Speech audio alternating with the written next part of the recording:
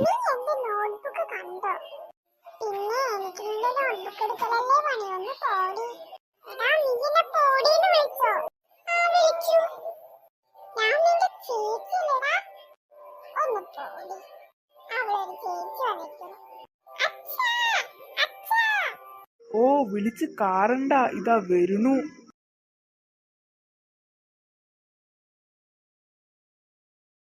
എന്താ ആവോ വിളിച്ചത്? ഇവൻ എന്നെ പോടിന്ന് വിളിച്ചു. നീ എന്തിനാടാ അവളെ പോടി വിളിച്ചത്? ഞാനോ? ഞാനൊന്നും വിളിച്ചിട്ടില്ല. ദേ ഇവൻ കള്ളവും പറയുന്നു. ആണോടാ?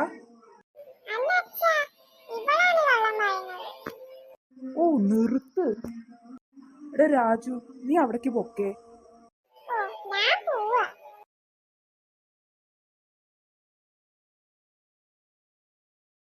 ഇനി നിന്നോട് പ്രത്യേകിച്ച് പറയണോ? ഓ ഞാനും പോവാ. ഓ ഇവരെ കൊണ്ട് ഞാൻ തോറ്റു. ഓ എന്തെങ്കിലും കഴിക്കാണ്ടോന്ന് നോക്കാം. അയ്യോ ഇവളോ? എടാ രാജു, നിന്നെ ഞാൻ നോക്കി വെച്ചിരിക്കായിരുന്നു. അച്ഛൻ ഉള്ളതുകൊണ്ട് നീ രക്ഷപ്പെട്ടു. അല്ലെങ്കിൽ ഞാൻ നിന്നെ കാട്ടിയനെ. ഓ നീ എന്ത് കാട്ടാനാ? ഞാൻ എന്ത് കാട്ടാനാണ്? ഞാനിപ്പോ നിന്നെ കാട്ടിത്തരാം. അയ്യോ ഇവളെന്നെ അടിക്കുന്നേ. എന്താടാ വീണ്ടും തുടങ്ങിയോ? ഇവളെന്നെ വെറുതെ അടിക്കുവാ. അയ്യോ ഞാനൊന്നും അടിച്ചിട്ടില്ല ഇവനെ. വെറുതെ പറയുന്നു. അയ്യോ അച്ഛ ഇവളെന്നെ അടിച്ചു. നിങ്ങളോട് ഞാൻ പറഞ്ഞു തല്ലൂടരുതെന്ന്. രണ്ടാളും പൊക്കേ. ഓ ഞാൻ പോവാ.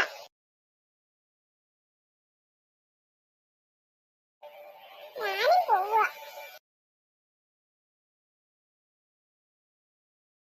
ഇവരെ ഇങ്ങനെ വിട്ടാ ശരിയാവില്ല. എടാ രാജു, എടി മീനു, ഒന്നിങ്ങോട്ട് വന്നേ. എന്താ അച്ഛാ? എന്താ അച്ഛാ?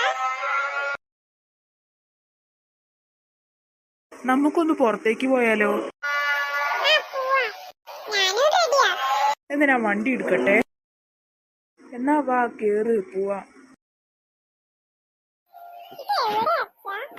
ആ ശരിയാ, ഇത് ഇവിടെ ഒന്നും കണ്ടിട്ടില്ലല്ലോ. ഇനി മുതൽ നിങ്ങൾ രണ്ടാളും ഇവിടെയാണ് താമസിക്കാൻ പോകുന്നത്. ഇവിടെയോ? ഞാനൊന്നുമില്ല അച്ഛാ ഇവിടേക്ക്.